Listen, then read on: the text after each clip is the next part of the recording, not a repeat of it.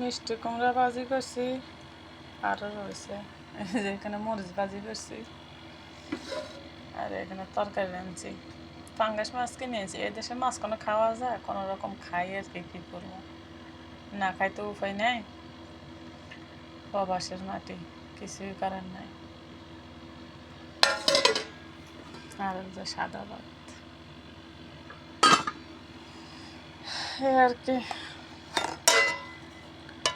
এই নিয়ে এই দিয়ে খাই বাঁচি থাকি আর কি। আর এই যে এখানে নাস্তা বানাইছিলাম, এখানে কিছু নাস্তা আছে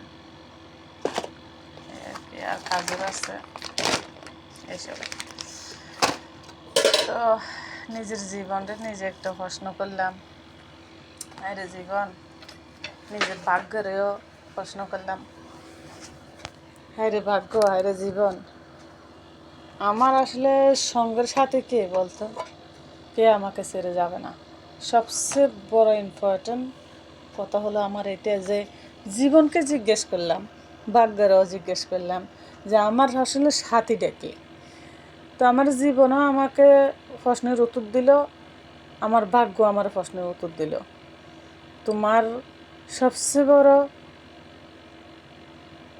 সঙ্গের সাথী হলো যায় তোমার দুঃখ,